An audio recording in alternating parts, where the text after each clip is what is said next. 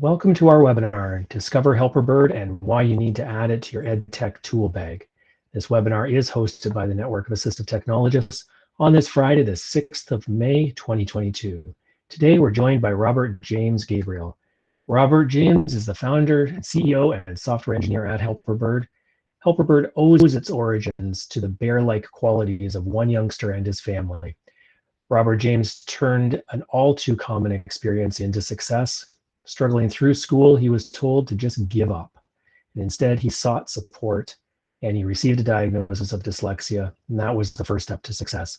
So in 2015, Robert James published the first version of Helperbird, a solution to his own struggles in school and the workplace. And the mission continues for Helperbird to ensure that reading is never a barrier to learning. So we welcome Robert James, and I'll let him fill in the details of the rest of the Helperbird story as he progresses through showing you the tool. And with that said, welcome, Robert James. It's great to have you with us today, and I do want to hand over the screen sharing to you now and let you begin today's session.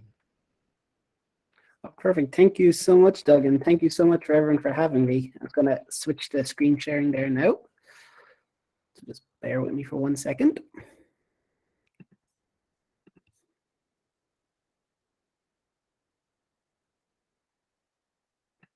So perfect. First of all, thank you so much for Doug for first of all having me, and for everyone here for taking time out of your day. As was mentioned, my name is Robert James Gabriel. I'm 28, originally from Ireland, the very south of Ireland, in a place called Blarney. So if you ever heard of the Blarney Castle or the Blarney Stone, I can actually look out the window and see it. I'm 28 years old, and when I was 14, I was diagnosed with dyslexia. But before that point, I had always kind of like struggled through school. I never found it interesting, or, you know, I didn't like reading. I always found stuff a little bit harder to grasp than others. But then when I came to like doing woodwork and other kind of more hand-oriented subjects, I would excel.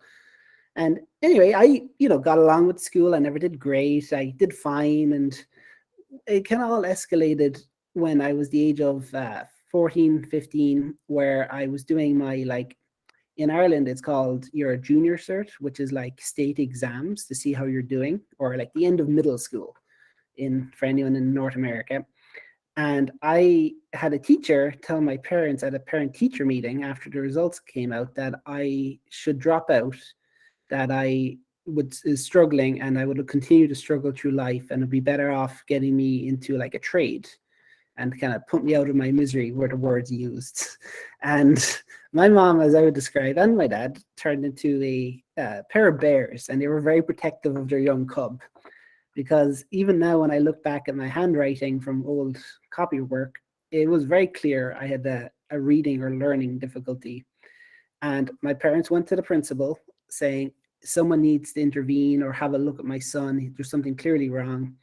But they had told them that they didn't have the funding. And because I had like aged out of like the beginner years, that they couldn't put budgeting towards getting me tested. My mom and dad, of course, found that kind of unacceptable and said there has to be, you're either going to leave him struggle for 3 more years or we can hopefully get him the support he needs. And after a bit of back and forth, they got me the support I needed and got tested, and surprise to no one, I had dyslexia. And I always remember that moment because I had the teacher, tell me in class that I didn't deserve grades that I got, or that when she told my parents that. And once I got the support, which included like a laptop to write my exams on, extra time and a reader, my grades started excelling across the board. And it just showed that with the little bit of extra help in writing and the support I needed, I was able to, do better. And I was very lucky. At the same time, I had discovered computers, and I entered a science competition and won the school about €8,000, which is about $10,000. And that money went to, and I got, because it was kind of a shock to everyone, I got to pick where that money went at the age of 16. And I decided that we should go back to like the resource section of the school. So more kids were able to get tested or get software or computers that they needed. So, but this moment always stuck with me. And I went through school. I was able to go into college. And I did computer science. And then during the third year of my 4-year degree, I did an internship. And during the first month there, they told me that because you're kind of, you've done like educational work, but you haven't done, real workplace for the first month or two, you can build something, whatever you want, and just to get familiar what the tools we're using. And in 2015, I built the very, very first version of Helperbird. It was, I always wanted to make a browser extension. And all it did at the time was change the font on a page to the Open Dyslexic one, because that's the font I found that made it a bit more easier for me to read. And I published it, thought nothing of it, continued my internship. About 3 months in, it had 2,000 users, and that just blew my mind. I was like, this was kind of at the time poorly made, but 2,000 people loved it. And I started getting emails suggesting other things, or like different weights or different fonts. And then the creator of Open Dyslexic actually asked me to make their extension. So if you've ever used that one, that's my handiwork as well. And anyway, I keep maintaining Helperbird. This is 2015. I finished my college degree, went back to the company Teamwork, and I kept just working on it. And then due to kind of mismanaging my own part, I got a little bit burnt out just through work-life balance. And I had become a manager at that point, and I think it was just a little too much for me at that time. So in 2018, I requested a sabbatical, and I decided to take a couple of months off. And during that time, I started focusing on Helperbird, because I knew because at that point I had got to about 10,000 users. And I started getting so many requests in from people like saying, could you add this? And I knew I couldn't do nothing for 6 months in terms of coding. So I started working on it, and I kept adding support, and it kept growing and more features. And it's just been a whirlwind since that point, in the sense that we started off with and I'll show you in a minute, from adding fonts and just changing fonts on a web page, to word prediction, to like a reader mode function that removes clutter, to adding like Immersive Reader with our integration with Microsft, to voice typing, and just being able to adapt a web page to your kind of own needs from web page to web page. And along with that, text to speech with different voices, and just allowing an individual to have the tools that they would need to kind of unlock their full potential, or make it easier for them to read and write on the web, so that there's no barriers to learning. And the reason I kind of keep this philosophy is because when I look back when I was 14 or 15, is that if I had tools that were kind of easier to download, just from the Chrome store. I know if there was a kid like me 10 years ago, there's probably kids like me still, and there will be for generations to come, that just need a little bit of extra help, and we try to make it as easy as possible. And I know there's other software out there, like amazing stuff by Text Help and Snap and Read, and we'd be in the same comparison. It's just, I like to describe it as, some people love iPhones, some people love Androids, and we're just another option, and that it's good to know that there's other stuff out there.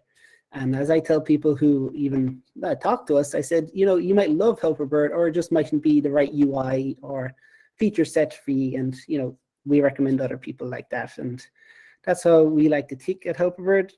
So we are currently at 1.2 million people worldwide. There's about 7 support staff, so that we try to cover everything. And it's just been a nice whirlwind, again, to meet people like you. So I think I've kind of talked enough about the origins and where it's gone. So here's just some technical specs. It works on every major browser. So it's the first version, or the main product, is the browser extension, and that's supported on every version of Google Chrome, Firefox, Microsoft Edge, and Safari. So all those, it works on every major browser. Some more specific browsers, it would work, but we don't support it, such as Opera or Brave and things like that. We also have a Google Docs, Google Sheets, and Google Forms add-on, which adds more support for especially the newer Google Docs that recently came out, the Canvas version. We also have an iPad and iOS app as well. And the way that works is it's an individual app, but it also integrates into the Safari browser, and you can have access to all our features through there as well. There is kind of alpha tests for more like built-in software, such as like an exe program that you could download and use your whole computer, but there's no timeline for those things yet. So today, I'm going to show you just the way I like to do these things is because I'm cautious of your guys' own time. And for me being from Ireland, the gift that I have, I could talk forever, is that I would show features, and that if you want to see anything specifically or want to have any questions, I would love to hear it, even if it's through the chat, just the questions, because I kind of want to show features that you want to see, because there's so many things here I could do, but I know you want to see, can it do X, can it do Y, yeah, does it have this? I would love to hear stuff like that. Is there any questions or anything first before I jump into a demo? Nothing in the chat. Just encourage people to definitely add your questions or thoughts to the chat. Raise your hand using the toolbar raise hand feature, and we'll get you on in person. It's just a note here that the speaker is cutting out. Everything's fine on my end. If it does continue, please let us know in case it is something that's that we can help fix. So so at this point, Robert James, head on into the demonstration. Oh, actually, there's one question just came in from Lyle. Lyle is saying, so it's browser-based, integrates in Google Docs and Microsoft 365? Yes, so that's actually an excellent question before I begin. We have a very, so it's browser-based, which I'll show you in a second. So as long as it's in the web browser, it can integrate with everything. So if you use Word online, if you use Google Docs online, it will all add in. We just have an official Google Docs add-on. In terms of Word, like official Word add-ons and stuff, they're in the pipeline for the kind of summer release, but the extension can support a lot of them already. Great. All right, thanks, Lyle. Excellent question. Back to you, Robert James. Perfect. So I have to be So I use this website as an example, the BBC, an article on, very topical person at the moment, Elon Musk, because it shows how much clutter and, text there is on a web page before the actual article. As you can see, there's so much here, and the article doesn't even start till here, and then even then, there's so many ads and distractions left and right. So this is a great website just to show like the customizable features, and then I'll show you like after we kind of go through that one, I'll show you the kind of the more productivity, such as the voice typing, predictive text, and things like that. So when you first install Helperbird, like any browser extension, it's on the top right, and currently it says off. That means no features are enabled, or I've just turned Helperbird off because I don't want it running at the moment. So when we click on it, you're welcomed to our kind of home page, and at the top we have our quick actions area, which are kind of actions more like towards our productivity features, such as our reader mode, which I'll show in a moment.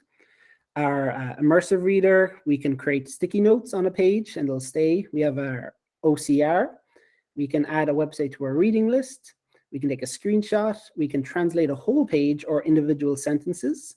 We can also summarize pages, and with that feature, we also give a warning saying, please read the article. This is like AI based. We have word prediction, voice typing. We have a highlight menu, which I'll show in a moment. We have shortcuts, of course. And then we have like Helperbird apps, as we describe them, like fully featured, like other apps that are built in, such as our PDF support, or like editor, our dictionary, which currently only supports English. Then our reading list, and then we have our notes section where when we create sticky notes or OCR, it collects them in one place. So if you're doing research or studying, you can see them all in one. And then when we scroll down here, we have different features such as our text-to-speech, our text adjustments. And when you enable one of these will stay on until you turn it off, and it'll follow you from page to page. But I'll show you all that in a moment. So Few other things just before I begin. Helperbird takes privacy extremely seriously, to the point that everything you see here is done offline. So if you have no internet or there's no servers, no database, nothing like that, everything here is done locally in the app itself. The only time we ever like send something to a remote server of any kind is just to check, do you have a paid subscription if you are a Helperbird Pro user. And even then, everything's encrypted. We don't actually store it. We just verify it off our payment processor, which is Stripe, and that's it. And then when it comes to like, and you still need to log in and things like that. So just to clarify that. So I'll begin at last. So I'm going to turn on Helperbird. And for this article, I wish it was in a cleaner, more easier to read. So I enabled our reader mode, which removes all distractions and clutter on a page and makes it a nice, easy, formatted article. And I can just scroll down here and I have access to a toolbar. And I can exit it at any time. And with all these features too, it's all keyboard supported and screen reader supported as well. So, and then if I highlight the text, I can click read. The Weird and Wonderful Life of Elon Musk. So I have pre-settings to show. I'm going to adjust those in a sec. I can translate. So it picks and uses Google Translate for individual texts. So I can translate into Spanish and I can change it to Irish, English, or any other language that I wish. I can go back. I can also create a sticky note. Might just take a second. Here it is. And then I can write. I can also customize it. I'm going to do like more drastic changes here, but the idea is that there's no one solution for everyone, and there is never a solution, but there is styles that help individuals, and everyone's different. And so, so we can save it there. We can adjust the size and make it bigger. And when I show you the notes later, it'll all be there as well. For sharing, we also have quick shares for like Twitter, Facebook, and LinkedIn. You can enter in full screen, and you could also adjust the colors from our settings as well. So that's our reader mode. That works on every website or article that you go to. It also displays how long it is, who wrote it, and just makes it a lot easier and less distraction free. So I'm going to close. You can see my note stays here. And for example, if I refresh the page, the note repopulates. And then our Immersive Reader, if you're not familiar, Immersive Readers is a set of standards or features from Microsoft to help with reading on the web. So we partnered with them to integrate it. So I'm just going to enable it. So it takes a second. And from here, I can click. The Weird and Wonderful Life of Elon Musk by Rebecca Marston. I can adjust the font colors. Actually, 2 seconds. Let me delete the note. So you can play it normally. I can adjust the speed of it and change it to male if I wish. Life of Elon Musk by Rebecca Marston. Then from here, I can adjust, again, very similar to our features, and we're integrating more. You can build in the text, change the font, change the themes as well. Then you can break it up into nouns, verbs, adjectives, adverbs, and show labels. I'm going to enable everything.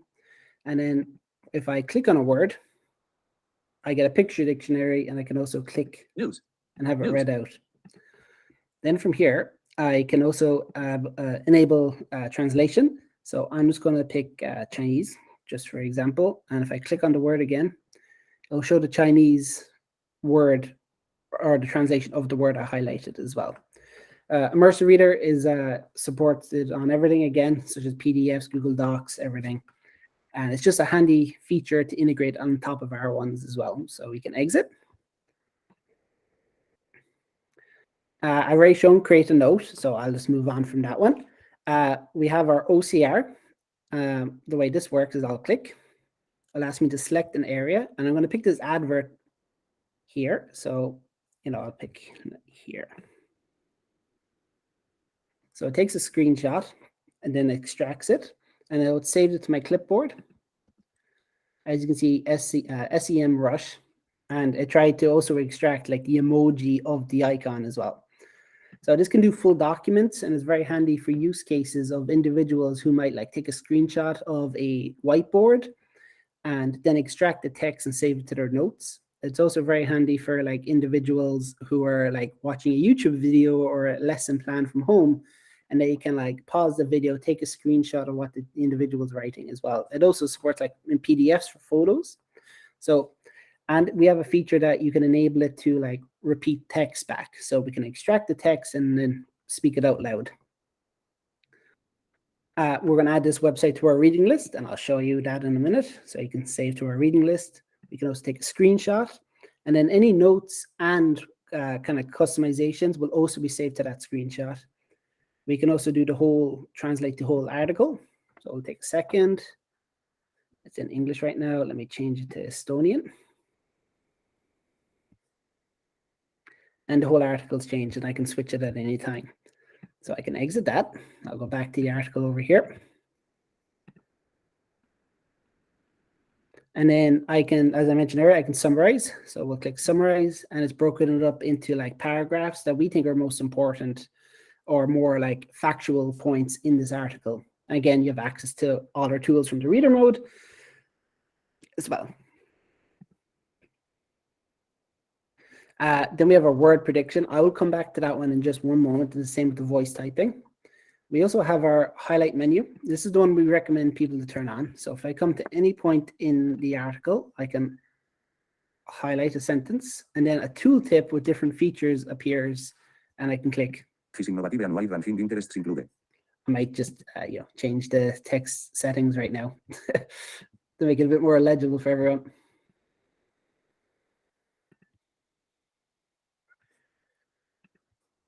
And speaking of our like text-to-speech settings, any voices that you might have installed locally, Helperbird will also have access to them and be able to use them without any extra setup. So if I highlight the text and click play, and a high-speed travel system. I can also translate it, open it up into Immersive Reader. I can annotate, I can even highlight. And I can also define the word. So if I do, for example, it'll bring it up into our dictionary, which currently only supports English, but it brings up the meanings, the etymology, sorry, I'm terrible at pronouncing, the synonyms, antonyms, and related terms. And like if I do that, it also brings it up here, and also related words. And it's very handy for quick dictionary and like definitions, and we're going to upgrade this even more in the future. So that's our tooltip. We recommend this for everyone because it's just nice and easy, and it kind of integrates into your workflow. Then we have our keyboards, and then we have our apps. So I'm going to show you these very quickly. So this is our PDF, and it loads one by default, but you can open up any one you wish. Again, you can highlight, you can click play. My name is Robert James, the fun. You can open up Immersive Reader, add notes, and then, in it, like any PDFs and stuff are currently supported, and ebooks are in the next update as well. And then our next one is our editor. So we know everyone will probably more than likely use Google Docs or Word or whatever their district or school or home uses. But we built one for just light jotting as well, just to make it kind of for different use cases. So you can create new documents, you can open existing ones, and you can save them here. But then one of the more important features we have here is that you can create your little notes here, say if you're at home, and then export them to Word or save them, and then import them into Word. So I can export to Word, Markdown, Google Docs, and a text file. But I can also like import my notes. So as I created notes or highlights, or even the OCR, I can extract them in here, and it'll give the time and the location as well. And in the future update, we're adding like Harvard referencing and different referencing styles into the article. And I can say drag that one up here, and then I can close. I can also save, copy notes, and general. So this is just a lightweight editor for quick notes before you get on to the proper essay writing in Google Docs. So then our next one is the dictionary, which I already showed, and then our reading list. As you can see here, I added the website, the Elon Musk article. I can remove it or I can visit it. The same with our support pages. I can see it in a table view and the date that I added. Extremely handy if you're going back writing articles or essays as well. You can also search for everything. And then our last kind of app is our notes. So if I open it up, you can see they're all listed here, including the colors that I set the note to. I can delete, see the time, and I can also visit. So if I go back to this one, you can see it's after popping up here, including the highlight, which I'll show in one moment.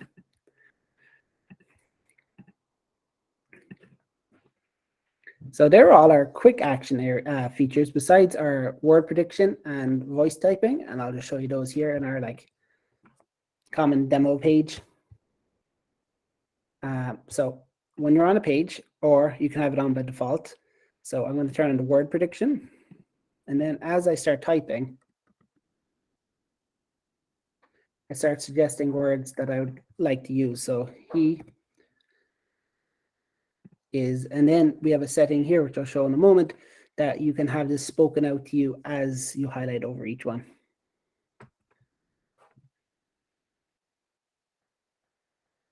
And as we get more used, as the users start getting used to it, it'll start suggesting more words more accurately as they type. And the word prediction also supports English, French, German, and Spanish. And it can be closed down at any time. And all these words and databases, which currently is about 60,000 words, is all done locally in the machine. So it's no remote server, no key logging, nothing like that as well. So that works in every input in Google Docs as well. And if there's a site that it doesn't work on or is a little issue, if you report it to us, we look into their setup and we'll make sure that it works in the next update. And in terms of updates, we do it every 2 weeks.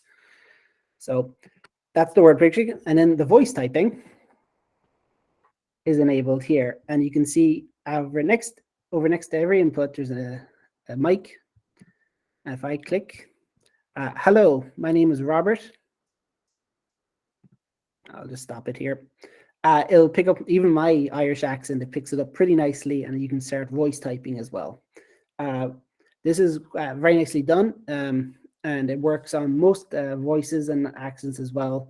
Of course, everything's done locally, so there might be some words that I might misinterpret, but it'll get better and better with each update as well. So there are all our kind of quick action areas, and then is our voice type or text to speech, which I've shown briefly, but you have an option of over 30 different voices, and if you have any custom ones installed, you'll have access to those as well. For example, on Mac OS, so I have access to Alex here, but if you're on Windows, you wouldn't have access to that one, for example. We can adjust the speed, pitch, and volume, and of course, if I go back to this article, for example, and I just click play. By Rebecca Marston, business reporter, BBC News. Image source, Reuters. So it Image extracts caption. everything, and it can start Elon Musk reading out to you announcing and the first highlighting as private well. passenger he plans to fly. And you can adjust the color as well as you wish to different highlighting. So we have different options to use the text to speech. So we just made options for everyone's different workflows. Then we have our text adjustments, which is our specialty fonts. So we have Open Dyslexic, but we also have access to Arial, Lex and Deca, which I'm a huge fan of. And these are more suggestions for different people that make it easier. We have so many different fonts, and if you have any that you think we're missing or would like to see, would love to hear it as well. So you can change the times. And if I go back to our page over here, for example, it's already changed it. So as you go along from page to page, your settings will stay the same. I'm going to leave some of these on just to show you the level of customization that it offers. We can do text adjustments, like in terms of size. We can do extreme, so it's totally up to individuals, or very small. You can change the font color. You can do word spacing. letter spacing, line height, text alignment. So you can do center, justified, unjustified, left, right. We have our magnetization. So you can zoom out or zoom in while keeping aspect ratios as well. And over next to every feature card, as I come along here, you'll see 3 little dots were options, and they offer how to use, which brings you to a link of like a video and maybe a PDF guide that you can download to show individuals how to use. We also offer a favorite, and I'm going to favorite this feature, and we'll come back to it in a moment. It allows you to like save, so we have so many features added to the top, so you don't always have to scroll. We have Immersive Reader, of course. We have Reader mode with 2 different themes, the light and dark, but you can also customize it with the other ones. We have a word prediction, of course, with English, French, German, and Spanish. You can change the position of the bar, so it can be at the bottom like it was, or at the top, and you can have it read it out loud as you hover over. So we have our highlighter. So I show highlights. As you can see from earlier, I have the yellow highlight here, and I can also change colors and categorize them as well, so that I can come back to them at a later point. And there's an unlimited amount you can do per page as well. So we have our voice typing, our font color, which I showed earlier, our highlight color. So I'll make this bright pink. And you can see though the highlight color on every page is no pink. So so these are some of like the minor customizations, and we're going to move into the more like extreme ones. So we can do link colors. Of course, you can see all links now are pink. We can do translations of the whole page. So for one of them, for this feature, animations, is that for certain individuals, like it might be hard to focus to see when there's like hovers on buttons or animations on pages. So this will prevent any animations or like stuff that might make it distracting on a page. So this was kind of a difficult one to show, but if you play around with this feature, it'll become more obvious of how it works. We have our extract or OCR, of course, so extract text from images or videos. We can read it out loud as it's been spoken. We can also save the extracted text as well to our notes section, which I showed earlier, so you can have it all together. We then have our Dyslexia Ruler. So you can see it here I'll make it full width. We can adjust the height, make it thinner or bigger. We can change the default position. So I can make it at the bottom of the page or the top of the page. But if I have the follow button, for example, here, it can follow my text, my mouse as I scroll. We can also adjust the color and the level of brightness, so I can make it dimmer or darker on the page. Then, because we try to cater for as many people's preferences, we also have a line focus. I'll just enable this here. So what this does is that it adds a like overlay, and then we'll adjust the line focus height. So it adds an overlay, and then where you put your mouse, it makes it clear so that everything else is a bit, the line of sentence you're reading or trying to focus on is more clear. Again, you can change the color and like how dark the overlay is. Again, these are preferences based on individual users. We also have an option to split paragraphs into columns, into smaller chunks. We also have a reading guide, very similar to the Dyslexia Ruler or the overlay. So you can see it here. It just allows you to focus your like sentence, allows you to move your mouse and focus on with a line. And then we have our overlay, which can be just persistent on every page. So if I go back here, you can see it's already applied my settings. And if I go here, it triggers them automatically. Again, if I'm going too fast or anything, just please shout if you want me to go back over anything. So if you're familiar with another feature, another extension or app called Beeline Reader, we have a feature very similar to theirs in the same concept, that it will add like granular text, granular color along a paragraph, so that it helps you read, or the research behind it is that it will allow you to focus without a focus on words without them skipping around, especially for reading. So as you can see here, it starts with red, it fades into black, and then black into blue and repeats down. This will work on everything. We have all different themes as well for light, dark, blue, everything in between. So I'm just going to disable that one. And then, for example, here we have highlight paragraphs. And what this does is it just adds a border around our paragraphs just to break them into easier chunks. This was actually made for my own purposes, and people seem to like it as well. We can also adjust the paragraph width. So in case some websites are poorly designed, you can adjust them to make it a bit more easier.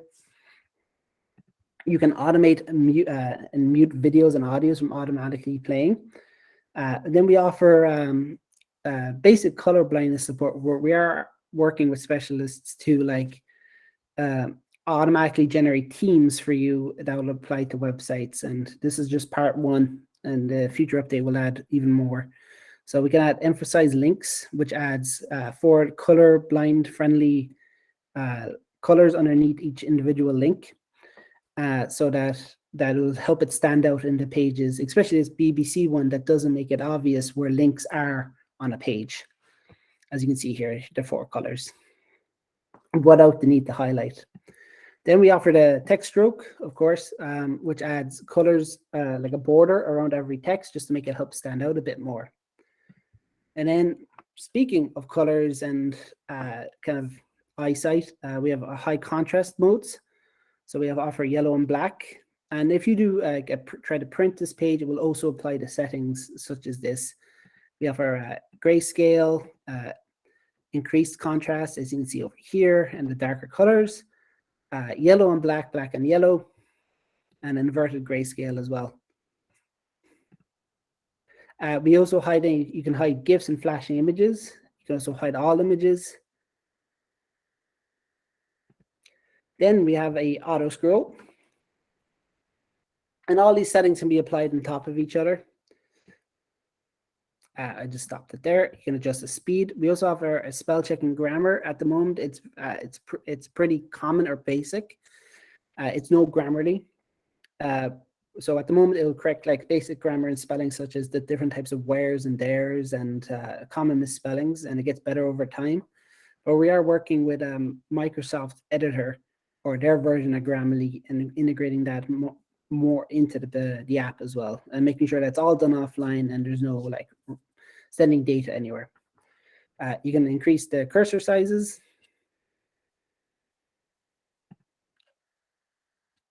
So I'm just going to scroll down here.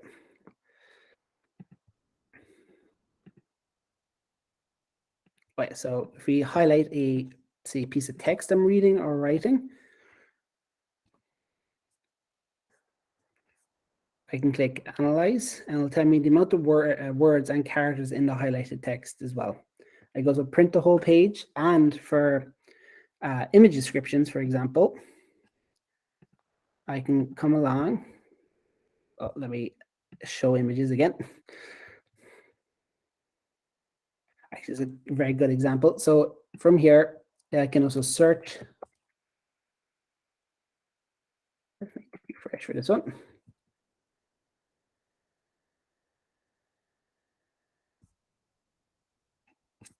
And I'll go to the Helperbird website. This is a good one here.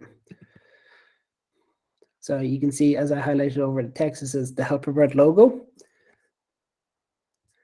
We do actually have a lot of images, photo of Helperbird owl. So anytime I go over a link or over a image, it will actually display the alt tag or the image description for it as well.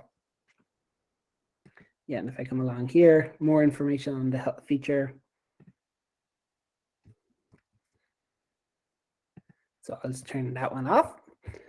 And earlier I favorited a feature. And from here, I can actually go to my favorites. You can see it's text to speech and the magnifier. So that every time I open up the app, I can just see my favorited features and have easy access to them. We also have categories for reading features, writing features, and you can easily access them from that point along with the search. So that's the extension. All these features work on everything else, and settings are using your like Chrome settings are synced across the device. So if an individual signs in with their school email, it will automatically sync with your browser settings over and vice versa. So you'll have all your preferences from when you go home to go to school as well, as long as you're using the same email that's signed in up on your browser up here. And it's the same for Edge and also for everything else. From here, we have our Google Docs. So everyone's familiar with Google Docs, and we have let's turn off the Helperbird extension while we're here. That we have extensions, and we have Helperbird.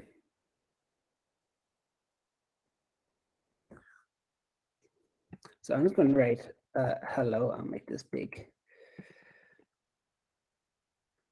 So with the new version of Google Docs, Google have made asked all the extensions, especially educational ones too, or who are reliant on Google Docs, to make Google add-ons.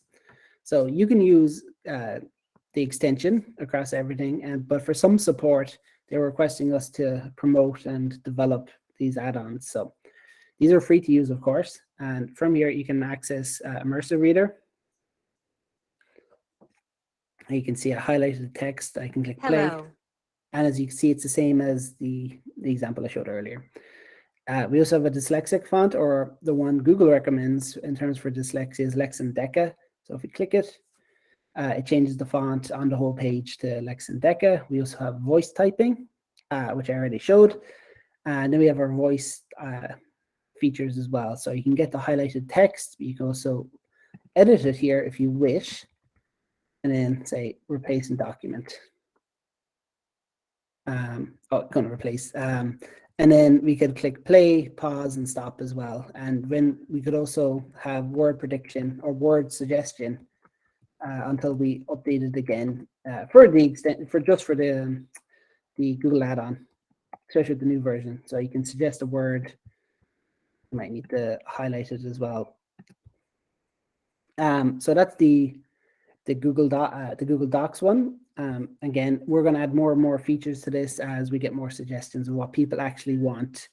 Because we could give every feature here, but some of these aren't related to what's actually needed in Google Docs. So any feedback is very much appreciated.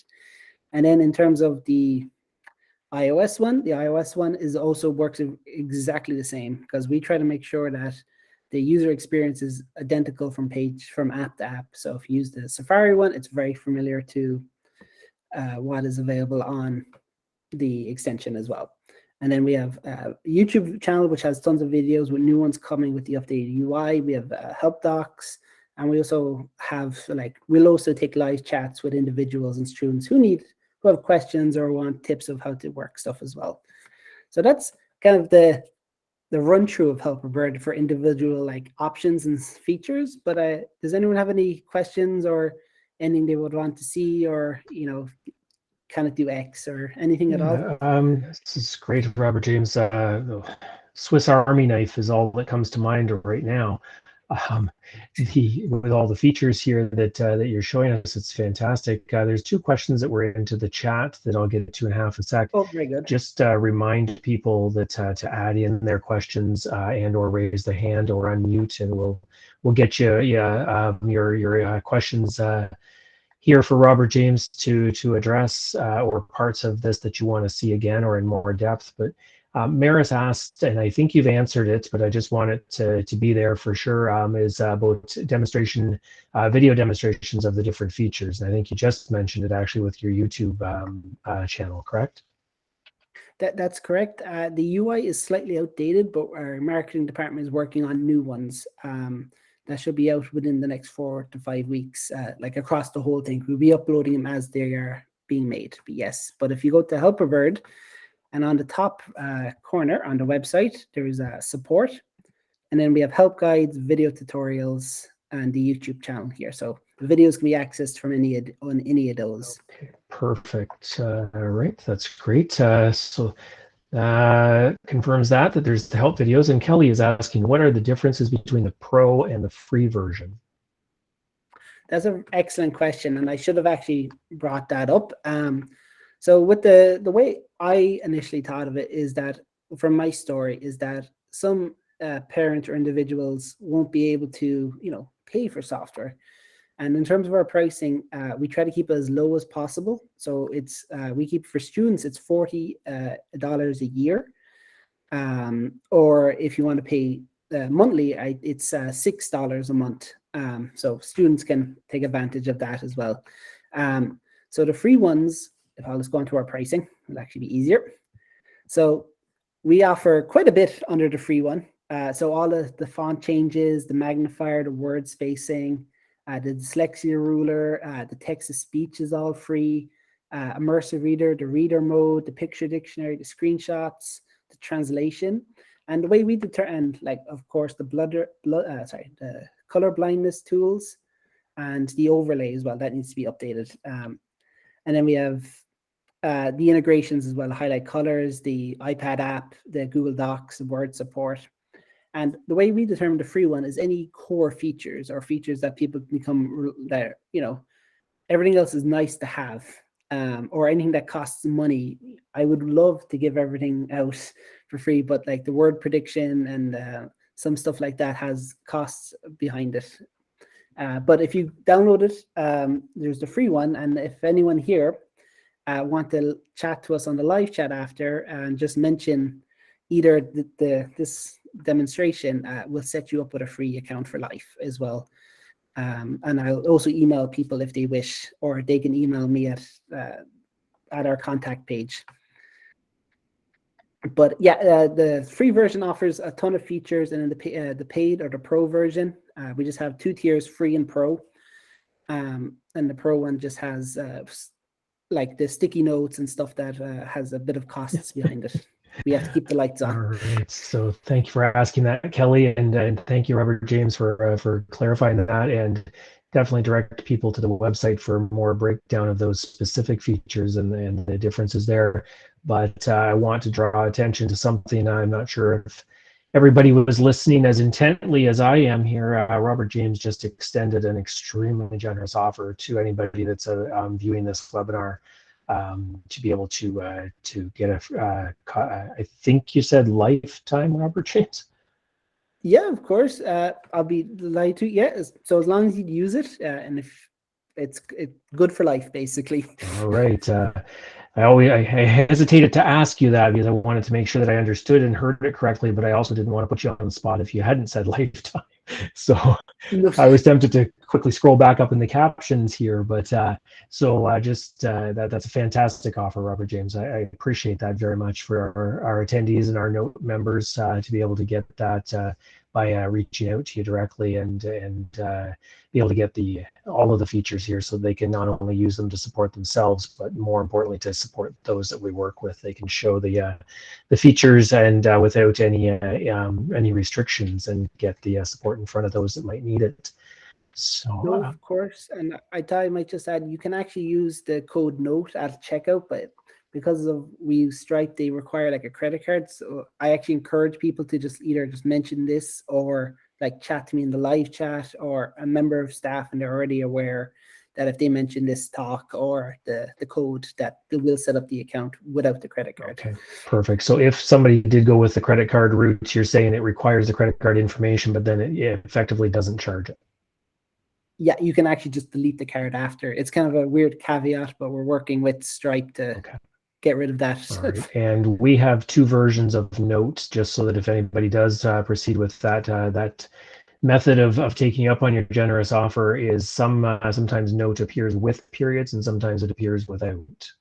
Is there? So that's correct. So without the periods. Okay, so N-O-A-T, just the 4 letters. Perfect. Yes. All right, let's move on because Lyle's got a list of questions. Lyle, we can count on Lyle for testing the character limits of the Google Chat here, and it's fantastic, Lyle. So I'm going to take these kind of one by one here. Lyle wants to know, where does the content get saved with the word processor?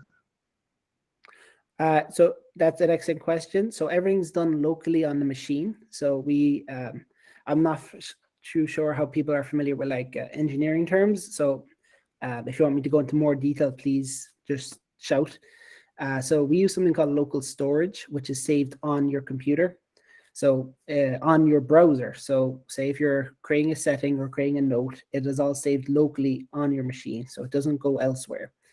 It's very similar to how if you're logging into a website and when you come back to it, you're automatically logged in. Everything's encrypted and it never leaves your machine.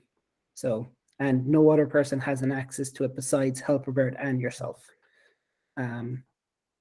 So it's saved locally on the machine. In your browser, sorry, in your browser. All right, and if I know that from previous discussions with you, as well as what you mentioned earlier, privacy is a big thing with your whole suite of tools here with Helperbird. So if anybody has further questions specific to privacy, definitely to reach out to you, because I'm certain that you with the work and the time invested in the privacy end of it, you'll be able to answer the questions with no problems. No, absolutely. I would actually encourage it, because it helps us to determine the wording better and helps get the word out as well. Perfect. All right. And Lyle wants to know about word prediction. Did it offer word completion and word prediction? And also, is it adaptive or static prediction? Example, it reminds you, I can't speak today. It must be Friday. Example that it remembers your writing patterns. So that's an excellent question. So when we first released the word prediction about 6 months ago, it was static. Because we're doing everything offline without like a huge database, it's all done locally. We're starting to like unlock the writing style prediction. So it is, when you start using it for after about like 2 weeks or so, it will start suggesting more customized words to your wording, your writing style. So it starts off static, but then it starts improving more and more with each time you use it, and all that is stored locally as well. So we're starting to unlock the more active word prediction similar to Grammarly, all done offline without any privacy issues. Okay, perfect. And then Lyle was asking about pricing. I think we've gone over that, unless you had something else that you wanted to add to that, Robert James. Yeah, I thought I will. So there's the free version, of course, that's always be free. We'll never take away features. We'll add actually some free features over time. Then we have our paid one, which is 40 for students and 6 monthly. There is like a regular pricing of 60, which is for like individuals and just people who are, support. And then we offer school pricing, which is $99 a month or $1,200 a year. And that includes for unlimited students in a school and staff as well. So that, you could just roll it out to everyone, and it's $99 a month or $1,200 a year. And that includes a soon to be released exam feature. So if individuals are using it in a classroom for an exam, the teacher within her classroom can like stop certain features from running during that exam period. Again, this is using everything locally and no databases. So it's I'm excited to get that out there because I think it's magic. All right. Just looking through Lyle's questions, you've actually answered, I think, the fact you support education such as licensing through licensing options, and yes, and then can you provide N.O.A.T's license for us to test? So Lyle, you were reading Robert James' mind, I think there. So all right, just curious, Robert James, the educational licensing information that you just mentioned, is that on the website as well, or did they reach out to you directly for that? No, it's on there. So if you go to Helperbird/pricing, there's the free one here, and then the pro, and then we have the banner down here for students, and then the school one is here. And we offer different pricing for like Canadian, Australian, US, of course, European, and United Kingdom and New Zealand. And then you can adjust it to the school. And we do offer a district pricing. But that is like you need to contact us, because if I'm being totally honest, we once gave a district for $1,000, the 20,000 kids, and we decided we couldn't do that in the future because there's a different level of support when there's 20,000 kids and stuff like that. So if you're bigger numbers, you might need to contact us just to make sure that we can offer like the support and a personalized success manager. But everything can be found on /pricing. All right, we've got a number of other questions that have come in. Katie is asking, do the sticky notes remain every time you go to the web page you created them on, or do they just live in the notes area in the Helperbird extension? So we got feedback actually yesterday. So at the moment, as you can see, if I refresh, they'll stay here and I can move them around, and they'll also be available in the notes section, which was here. But we got feedback yesterday, which was a very good point, and we're going to get it out in the next release, is that you might want to keep the note but not have it showed on the page. So in our next update, we're going to have that you can come along to the notes section and have a hide on page feature, but it'll be accessible here. But to answer the question, they stay here and they stay inside the notes section as well. And in a future update, you'll be able to hide individual notes from displaying on the page constantly. Perfect. All right, thank you very much. And that's just an example of the feedback that you hear, and feature improvements or new features in that are implemented. So definitely Robert James and his team want to hear that, whether it's here today or if people are contacting, reaching out directly, especially after you get your licenses and try this out yourself. So I appreciate that, Katie, asking that. And I normally wouldn't skip ahead in the questions, but I noticed that David has just put in a kind of a related question here, as does the highlight feature allow the user to extract highlights? For like highlighted text, that's a good question. Normally when they highlight, it's just on like actual text on the page so that they could copy and paste. But if they do it here, that's actually a good idea. I think I'm going to get the team to work on that. If you extract text, see to the notes, so we have like extract text, that we should copy to clipboard. That's a good question. Yeah, for the highlight, sorry, for the highlighter. Right. So what that boils down to is, David and others, look out in the next release of Helperbird. In the next few releases, you might be seeing that come through. Yeah, it's a very good. Yeah, this is why I say to people, and sorry for cutting across, Doug, is that every bit of feedback's important, because even if it's brutally honest, we can take it. If you think something's awful, I would love to hear it. Or if you think something something like this is genius, like that's going to make the world different for tons of people. So any feedback at all is welcome. All right. So where were we here? We've got Anne has shared a comment. I think Anne had to leave the meeting, but I'll just mention it here. She's thanking you for sharing your personal and lived experience in navigating the education and learning with dyslexia, and states here something that's I think definitely true, is your story brings great insight to the development of this excellent tool to assist students. So it's hearing your story is what I hear Anne saying there, and I wanted to make sure that was communicated, because it definitely shows through, and then what it's also developed into. Right, Lori has just an observation that Lori has just played with the Safari interface on the iPad, and I quote, "Very cool," and thank you, Robert. So, and just to point out to people who might download the iPad version, is that you might notice some features are missing.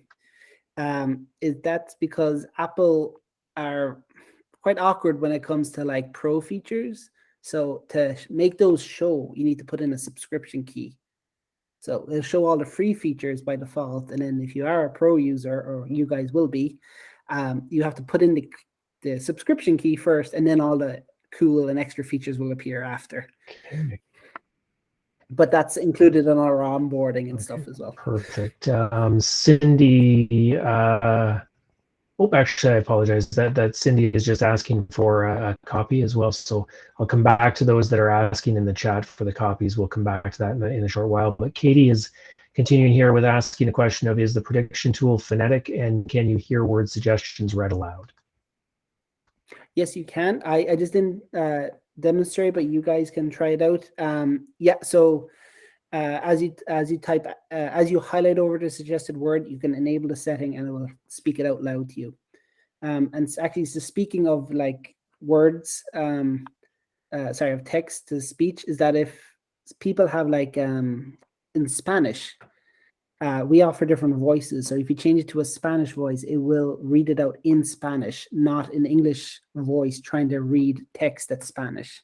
So it'll add like the, you know, the rolling of the R's and things like that.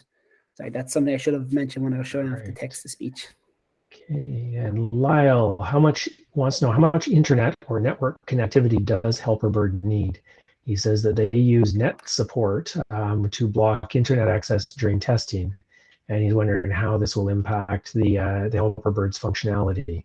And that's a very good question. So we have, as I mentioned at the start, we have one like check that we do, and we do it like every 12 hours to see are you a paid user. So we have a URL that we suggest people to whitelist. But if you block it, so for example, if you have the feature, the Pro feature unlocked and it does the check, and you go into an exam, as long as it's out of those 12 hours, it should be fine. But it will attempt it 3 times. So in most cases, it's fine. It does one check, so very little internet is actually required. So everything works offline. Okay, perfect. All right, there's just a reminder that as we're coming to a close here, for those who still have questions or comments, to please add them into the chat, and or feel free to raise your hand and ask by voice. And I'm just having a quick look here. I think I'm caught up in the chat with the exception of a couple little things. There's lots of thanks and great tool, wonderful. Somebody else, I think, had mentioned something up here about the fact that they agreed with the fact that it's magic. I forget exactly how they said it now, but something to that effect. And it's yeah, lots of those kind of comments in here. So I don't want to dismiss those comments, but there's so many of them. I think we'd be here all day reading them. All right, I've got a couple of questions myself, just while that I'm going to kind of throw out there while people are continuing to add theirs into the chat or raising their hand if they do want to come on with voice. You had mentioned about the hiding the images, and then later on you showed a feature where you could roll over the image area or images and have it read the alt text aloud. I'm curious if when you hide the images, does it leave the alt text visible? So that's a good question. At the moment, it doesn't, but there's a debate internally. Should we, if the image is no longer there, should the alt text be? So at the moment, it removes the image completely. So I would love any feedback around that. Actually, should the alt text still be there if the image is no longer there? So we're in the favor that the alt text should be removed as well if we're removing the whole image. All right. But then there is situations very similar to here, actually, where this is not actually alt text. This is a Figma caption, it's called. So the Figma image is here, and then it adds like a descriptive text underneath. And our one would remove this, but leave this. So we're kind of, you know, it's a good question to bring up because we're debating on what to do in this situation. Right. There's a joke in there somewhere with Figma.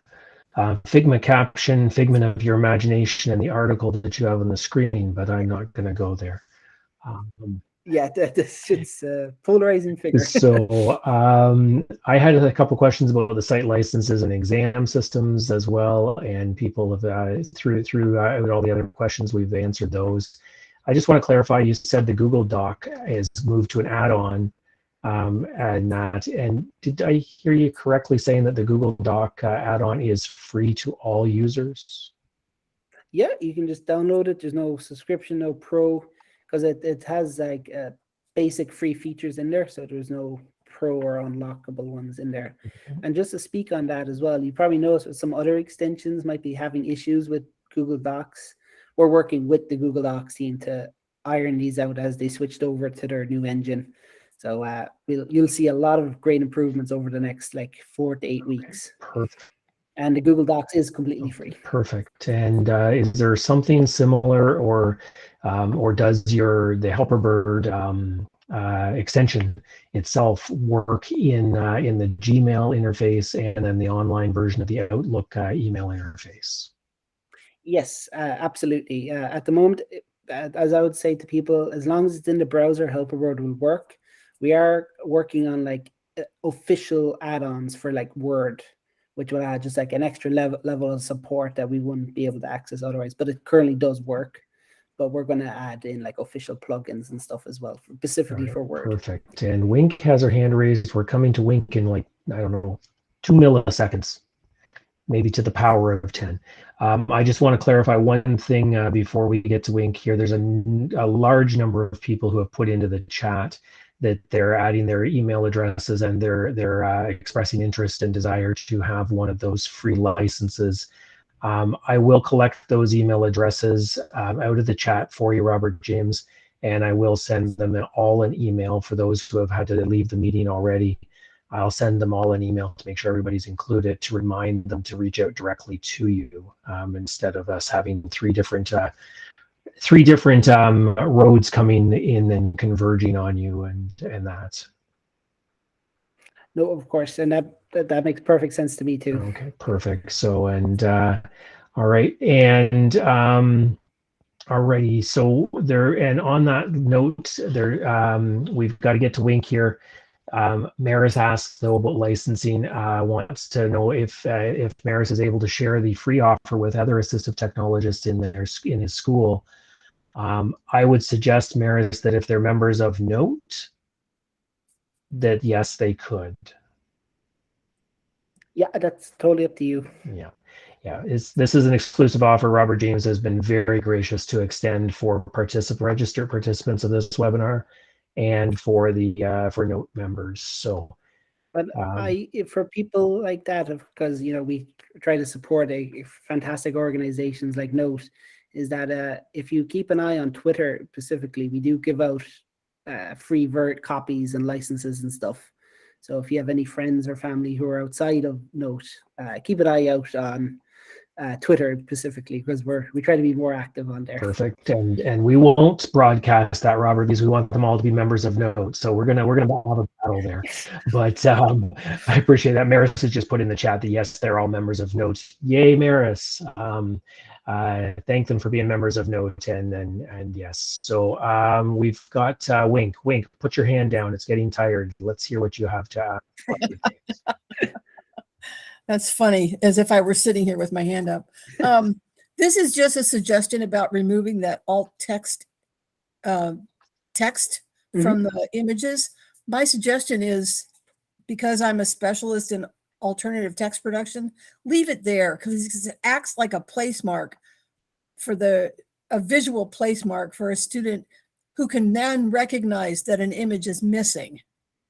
That's a very good, you've summed it up perfectly. I would agree there too, because they might not realize the images, that feature is turned on, and then realize where the image is gone. So if you have that indicator, as you said, they can still read and then realize that they could also turn back on images. All right, appreciate that. Yep. So I 100% agree with you. Appreciate that feedback, Wink. And that one, you could argue it and dissect that kind of a situation back and forth forever and never come to a final answer. So I think what you're saying, Wink, is make sure that it's all there, and then it's looking after all the possibilities. No, and I absolutely agree, and I might even give the note in the release notes that N.O.A.T was suggested from N.O.A.T members. Oh, give all the credit to Wink. She deserves it. No. Yeah, I wasn't sure how you wanted that. You but guys are hilarious. If you'd like to, Wink, I'll mention you there in the release notes. Yeah, I'll leave that up to you, Robert James. We appreciate any credit where possible, but at the same time, I speak for every single one of our members on this. I know for a fact that we're all here to learn from each other, with each other, and for the benefit of those that we serve and support. So it's we're not all about taking credit. We're more about getting things out there so that it's better for everybody, and that includes you guys at Helperbird, because having tools like Helperbird is having these kind of tools in our tool bag is just it's invaluable, because we know that it's there. we then have that extra tool to reach for and pull out when we're working with an individual who needs support in whatever specific area, and that. So if we can make it a better product, then that's the end result. Is all we're asking for. So. And I absolutely agree with you. And as we talked in our call a couple of weeks ago, it's Read and Write are there, Snap and Read, all these fantastic products. And as I see it, we're just the Android to the iPhone. Different preferences, and we like to think that even when we talk to people over live chat, we do suggest other products if we think our one isn't the most suited. So that's what it's all about. It's about helping others, and that's what I tell my staff as well, that at the end of the day, it's about trying to make a change in people's lives. And that if they love Helperbird, we welcome on board, but if they think it's not suited, we wave them a goodbye, and hopefully to be back later. And the Android to the iPhone, or vice versa, that's a whole other webinar, Robert James. So we'll move. Yes, I was about to say. Whole other webinar. So Maris has just actually put a comment in here. Was listening and trying to compare Helperbird to Read and Write. And Maris is curious what features you have that are extra and some that you do not have yet, in particular the highlighting features of Read Write Gold. Or sorry, that shows my age. I know it as Rewrite Gold, and Maris put in RWG. It's now called Read and Write, so I apologize for that. A fun fact, actually, we're both from Ireland. So Read and Write was actually founded in Northern Ireland. I'm down in the Republic. So, small country making a big difference, I like to think. That's a great question. We actually, on our website, we actually have a compare page for Snap and Read, and also Read and Write Gold. We have a lot of the same features as you suggested, but we also have some extra ones, such as like the reader mode, Immersive Reader, kind of the printing tools. Like we don't currently have a vocab list, but Read and Write do. We have the option of highlight paragraphs. We both have PDF editors. So you can go through this page and kind of discover what we have and what they don't, like the color blindness features. We have more enhanced ones. You can kind of go through. I could go back and forth, but this checkbox makes it nice and easy. So we have some features they don't, and things like that. But we have majority of the features they have, I believe. Besides the vocab list, I think is the big one that we don't have that they do have. Maris just thank you for making his life easier with that comparison tool. Yes. I think Maris was envisioning creating one. So Maris, it's been created for you, although I would expect that Robert James and his team are furiously keeping that comparison chart up to date with all of the features and the developments that are ongoing at all of those companies, not just at Helperbird, but trying to keep things up to date there.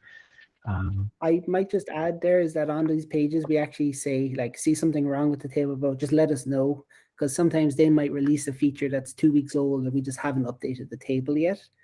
And the one thing that some people get confused by, we decided to just include all of them, is that we have one extension or one app to use, where they sometimes include their Orbit, which is great, but that's a separate app, and you might need to have 2 apps installed, where we have everything in one. So that's kind of probably our huge advantage, is that instead of having several apps, you have one.